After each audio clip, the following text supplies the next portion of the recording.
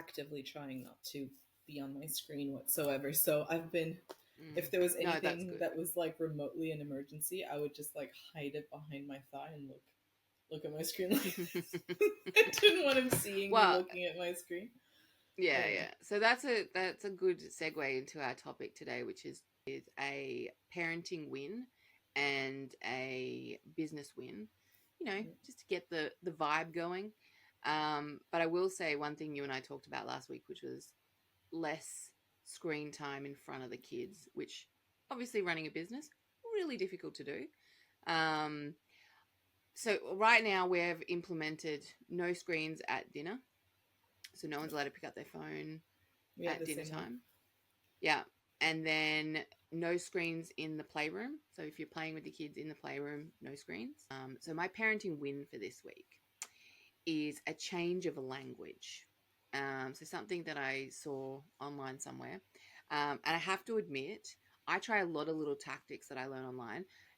A lot of them don't work, but some do. And this was one that did actually work. So instead of actually saying, stop doing that, or if you do that then you're going to get in trouble type of thing, that phrasing, which is the negative. So if you keep hitting your brother, I'm not going to let you play with this, or if you keep screaming and yelling at me, I'm not going to get you the drink, da, da, da. So the new phrasing, which me and Connor are struggling with because it is hard to switch your brain to it, is if you are calmer and ask me properly, I'll get you a drink. If you don't hit your brother, you can continue to play like this. So switching up the language, and honestly, it's working. Like, it takes a few goes to really kind of get it through. Um, and especially with Connor and I having to switch up our brains, because sometimes we'll be like, oh, and then we'll go, okay, no, switch it around, and you take a few seconds to kind of switch it in your head. Um, but I am seeing a much better response than what I've ever been seeing with stop that, or or this happens, like punishment or consequence, Mm. versus if you do this good behavior, or if you are continuing this good behavior, you get to keep doing this, or you get to do that, or whatever the case may be. That has been such a winner this week and last week. Um, it takes a little while to get used to it, because your knee jerk reaction is to just say stop doing that, or you'll get in Yeah. trouble, or stop doing that, da da da. Yeah. Um, but once we started doing it, both Connor and I have realized a shift in behavior for sure. So that is a That's huge win amazing. this week. That's so good because it actually goes along with my parenting when that positive reinforcement takes you so much farther, makes it Mm, a nicer experience for them. mm, Your brain tends to steer away from negative things just to yeah. protect itself, and I feel like that's definitely something that And I do think we're a little bit wired that way, though, too. Like, we are wired in the sense of punishment versus reward. I think it's how we were brought Um, up. It's from our generation, isn't it? Almost guaranteed it is, yeah. Yeah, yeah. One of the things that Connor and I, actually, I'll tell you something that's a little bit off topic, but it is relevant. Growing up, did your parents, and granted, our parents' situation, I mean, in terms of how they parented us, probably wasn't fantastic. But one of the things that we both had in common was our parents always prefaced anything that we were excited about, like, for example, a new job or getting something, with don't count your chickens before they hatch. There was this real kind of focus on watch out or you'll get disappointed. And one of the Mm. things that Connor and I started to realize was that attitude for us made us never want to wish for something, because we're scared we weren't going to get it. Like, if he was going for a new job, he'd be like, oh, no, but I probably won't get it. I'm like, we started to start talking about why we were saying that, and that one of the biggest sayings from both my parents was don't count your chickens before they hatch. So don't get excited about something because it may not come about. But then we thought to ourselves, why is that such a bad thing that you get excited and then disappointed? Like, what do we Yeah. fear so much about disappointment? So that's one thing we're very conscious of at the moment, that Yeah, we but I feel like don't you're doubling down on dampen the it. negativity there. Because now 100%. you've experienced the disappointment before it even happens. So say the disappointment does happen, then you've experienced it twice. Yep. Yep. You know, And that's I don't know terrible. why, but I don't even know why that was such a big thing for them because we both talked about it and worked out that both our parents were very much like that, which was we don't want you to feel disappointed. And in my head, disappointment is something that I'm so terrified of that I almost don't want to try things for the fear of being disappointed. No, get excited. It if you want the job and you know, yes, you may get disappointed, but I feel like disappointment's not the worst thing to feel. No, I So don't that's think so. something I that think we're disappointment is something that you conscious need to of. feel and you need to get comfortable with. I feel like the more disappointment you experience, the more you realize that like the Easier. harder you try, the more likely you will succeed. You know, Mm, it's so final to think that, oh, you didn't get the job and then that's the end of it. No, you that's keep life trying, you will ends, yeah. find other jobs that you will like, and you keep trying, and you eventually, you know, statistics will be 100%. on your side and you will get it. Yeah, and that's the other thing is that like I've noticed a lot of my time, especially in Hong Kong, I've had a lot of disappointment. Like a lot of things haven't worked out. But then I also realize if they had worked out, I wouldn't be where I was either. No, no, that's right. And that's a big factor of it all. So that's what I want the kids to kind of understand. And I think it had a big impact in terms of who we are as people. Because Connor would not get a job, and the disappointment in him, in terms of that, was it felt heavier than it should have been. Like from my Mm, perspective, it felt heavier than it should have been. He was obviously going through feelings about it, but then one thing that I think helped him kind of switch his feelings towards that was everything that he missed out on led him to something else that was something better and different, and he loves his life. So that's what I think we've got to concentrate on is that, yeah, it doesn't happen now, but you don't know why it didn't happen and why it will lead to something better later on. We don't know. So let's yeah. not the count the chickens before they hatch is out of my vocabulary. It's not something I'm ever going to say. And I want my kids to feel disappointment. Like I want them Yeah. to get excited about things so much so that it's sad that they don't get it, but then realize that disappointment is a feeling that you have. And look, it is life, and you go through it, and you never know what that leads to in the end. So Exactly. Yeah, no, that's I a like that. parenting win and a little bit of A little parenting self-realization on that philosophy. one. Yeah. Our parenting win has been one that has been long awaited for. We officially started potty training Training. a year ago. Why it's taken so long is just, I think, a lot of different factors, a lot of moving, a lot of Mm, things starting and stopping, a lot of trying not to have negative feelings or trauma associated with it and not being too forceful and stuff like that. yeah. And then here we are. And so before we like a few months ago, we would do this star charts, and we had a little picture of this toy that he loved, Big Megalodon. Mm, It's like a remote control. It's like huge wheels, and so we had it at the bottom. It said every time that you poop, you get a star. You do 10 stars, you get Big Megalodon, and it just didn't work. That star chart was on the fridge for months and months and months. He had done one poop, we had one star on there, and it stayed like that for ages. And then I mm, was getting really frustrated. People were like, shouldn't he be potty training? I don't know. Anyway, not that it's anybody else's business, frankly, at which point of his life he's at. But yeah. Zach was just one day was like, can we just go buy it and put it up on the shelf? And then every time he goes in the bathroom, he sees it and he knows that it's right there. So up until this point, it was all like theoretical.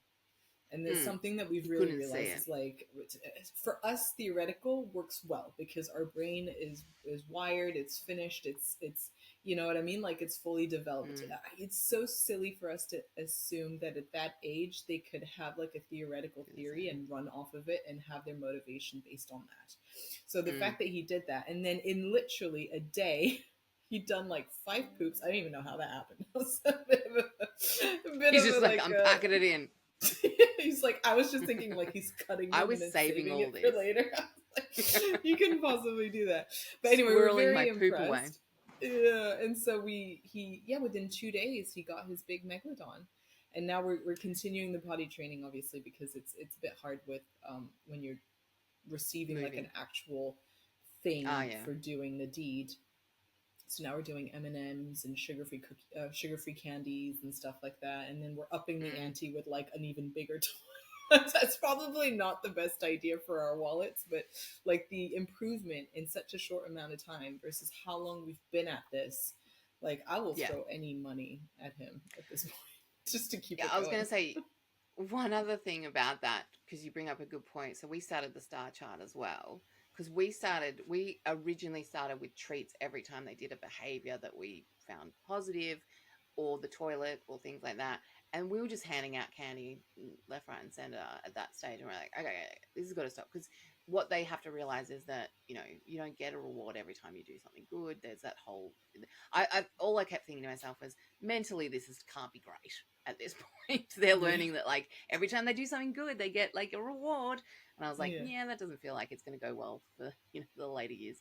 So then we got the star chart. So you got to get 5 stars and then you get a treat.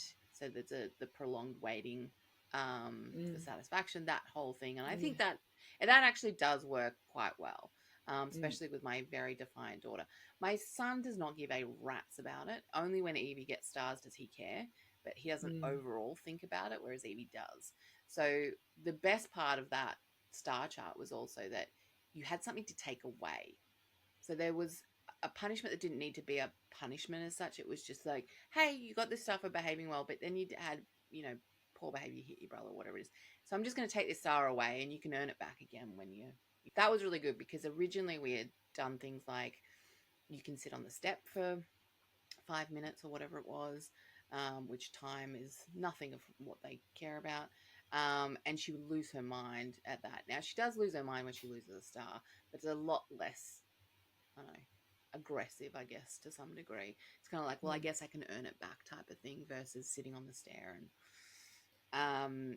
but the only thing I will say is that prepare for regression when baby comes, because when Huxley first came into our lives, Evie was toilet trained and quite well toilet trained. Like she did a lot of it herself, to be honest. And what I found was that when Huxley was wearing nappies, Evie wanted to wear nappies. So something in that you got to counteract with the new baby coming in. So Mm. something along the lines of, oh, you're such a big boy, you don't need to wear nappies, but baby's a baby and they wear Yeah, nappies and all yeah. that No, we're kind of stuff. definitely pushing on the whole you're a big boy, you can do things by yourself now and all Mm, that. So we give him a lot of freedom, like we in the sense mm, of a lot of options to be independent. So he can mm, go and pick out his own snacks and go and get a spoon and wipe his mm. own butt and doing all of these things, and he you can tell that he gets a lot of like gratification from Joy. being like, hey, Mm. I did it, and then we were like, kudos man, you did really good, and you did it without Nailed it. making a mess and all that. And like I think that there's definitely something there. But you made me think also earlier about, I was watching this reel about how the more you delay instant gratification with kids, the Mm, better for them, and especially now 100%. because there's so many instances where you can get instant gratification Mm, that like delaying something even by 5 or 10 minutes or a mm-hmm. full day, like it does so much better for their temperament. Yeah, Because if the in these like such formative years, like you tell your brain that you can get something like just like that, it's and you grow up thinking that that's a possibility or like that's sort of expected. that's the It really norm. makes Yeah, for like a lot of frustration to happen when it doesn't happen. So Zach and I have been really trying on like delaying the instant gratification and yeah. being like, if you do this, but you have to wait a little bit, but tomorrow we can do it and stuff like that, then I feel like Mm, it calms his system a little bit more. So yeah. No, I agree with that. I mean, God, that's one I am struggling with because I know the studies and I've seen the evidence and the research on that, that the delayed gratification is where kids are more successful, their brains develop in much more a better fashion, I guess, to some degree, that they're not looking for instant gratification all the time. And especially in the world that we live in, which, our phones can literally, they're like a little magic device. Like you type in a few things and something gets delivered to your door. Like, in what world are we living that, like, I remember thinking to myself when I was younger, do you remember Sabrina the Teenage Witch? yes, I remember.